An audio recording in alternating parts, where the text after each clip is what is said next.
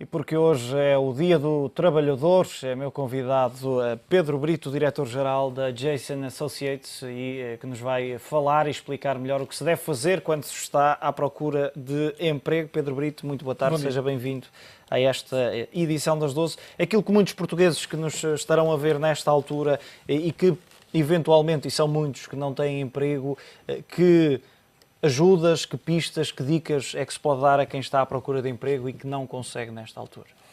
Bem, em primeiro lugar, eu penso que é importante perceber o que é que as empresas neste momento, sobretudo em Portugal, estão à procura. E é importante fazer essa reflexão porque muitas vezes eu vejo profissionais muitíssimo bons a enviar os seus currículos, as suas valências para muitas empresas que de facto não fazem sentido. Aquilo que eu acho que as empresas estão à procura, e depois naturalmente faz sentido fazer a ligação com o que é que eu posso fazer enquanto trabalhador, são duas coisas. Em primeiro lugar, como é que um trabalhador pode criar efetivo valor para a organização, sobretudo a curto prazo. E em segundo lugar, que tipo de competências multidisciplinares pode trazer para a organização.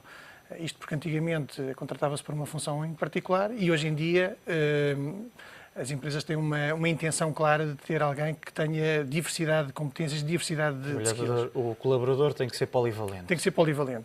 Do lado do colaborador, o que é que pode fazer respondendo à sua questão? Mais do que propriamente os CVs criativos, que têm sido muito notícia nos últimos tempos e que naturalmente chama a atenção e é uma boa forma de chegar até uma entrevista, eu sinto que falta fazer algum trabalho de introspeção. Por um lado, a introspeção significa o quê? Compreender de que forma é que eu posso, por um lado, criar valor, por outro lado, o que é que eu efetivamente gosto de fazer e, por outro lado, o que é que eu efetivamente sei fazer. A interseção dessas três variáveis são importantes e muitas vezes ficamos apenas em duas. O que é que eu sei fazer? Portanto, com base nos meus skills, eu vou-me candidatar a uma determinada função. Portanto, eu acho que é importante fazer essa introspeção. Em segundo lugar, de uma forma mais prática, é fazer a tradução daquilo que é o meu potencial, daquilo que são as minhas valências, para uma empresa em particular. Ou seja, não vale a pena enviar um currículo se eu não conseguir traduzir de uma forma muito evidente como é que eu vou criar valor para aquela empresa de forma diferenciadora. E há muitas pessoas que têm efetivamente tido muito sucesso a fazer essa tradução, ou seja, fazem alguma investigação sobre a empresa, quais são as necessidades, as motivações e até algumas tendências, e explicam, para além daquilo que fizeram no passado, o que é que poderiam fazer para trazer mais valor acrescentado, criar mais valor para a organização. Portanto, eu acho que esse é um caminho-chave. Pode ser esse o grande ativo quando falamos, por exemplo, do momento em que alguns chegam para uma entrevista? No momento de entrevista, sem dúvida nenhuma. Ou seja, enquanto entrevistador também, sinto que há muitas pessoas que estão muitíssimo pouco preparadas para uma entrevista de emprego. Acabam por fazer, eu diria, um discurso muito orientado para aquilo que é a sua experiência profissional ou académica e muito pouco para aquilo que são as suas competências interpessoais, muito pouco sobre como é que eu posso criar valor para a organização e muito pouco sobre o seu lado B, ou seja, o seu lado pessoal, que hoje em dia acaba por ser não o mais importante, mas de uma forma complementar muitíssimo importante para conseguir dar pistas à empresa sobre como é que eu posso não só trazer mais valor, mas como é que a empresa pode reter a pessoa, compreender quem é que é a pessoa e o profissional, portanto o lado A e o lado B. Muitas vezes vemos, e porque os portugueses são hoje mais formados, ou pelo menos têm licenciaturas, têm formação superior também, passo a redundância, face àquilo que era há 20 ou 30 anos atrás, mas também penso que é um dado adquirido que uma licenciatura, um doutoramento, um mestrado, por si só, já não é suficiente para, ou não é sinónimo de emprego. Sim, é verdade.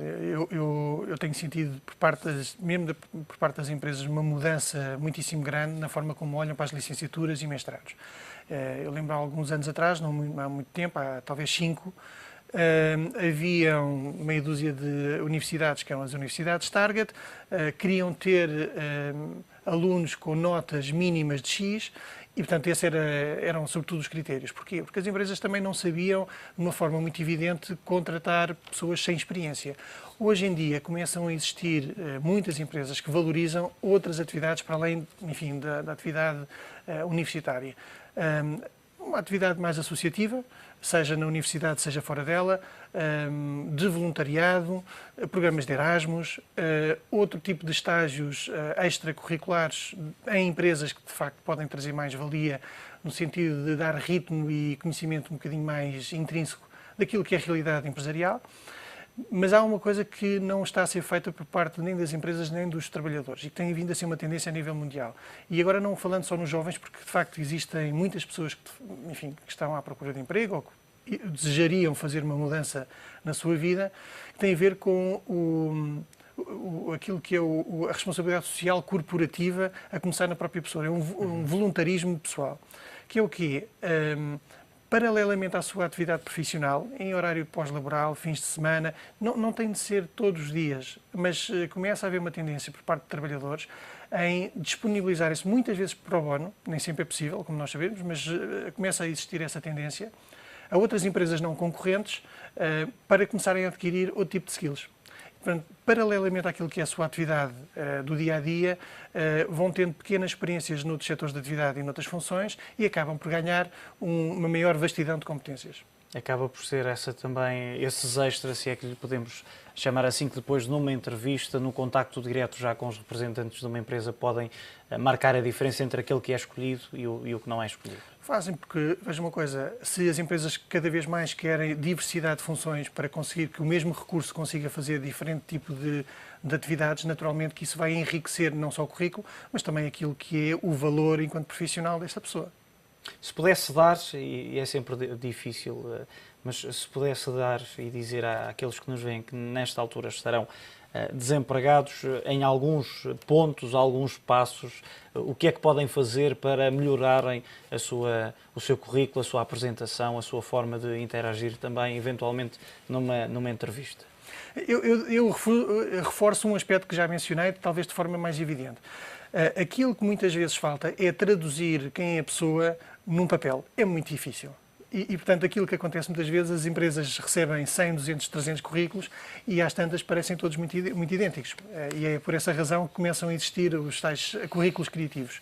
Se investirmos um pouco mais tempo na tradução daquilo que é a minha proposta de valor enquanto profissional para aquela empresa em particular e não para todas as empresas, isso faz diferença. Portanto, se eu enviar para o Economic TV o meu CV, eu vou estar preocupado em perceber o que é que o Economic TV está à procura, qual é o valor que eu posso acrescentar e fazer essa tradução faz com que o potencial empregador esteja naturalmente muito mais atento a essas valências. É preciso fazer algum trabalho de casa. Sem dúvida nenhuma. Jorge Brito, aliás, Pedro Brito, peço perdão, foi um prazer tê-lo nesta edição das 12, uma entrevista para assinalar o dia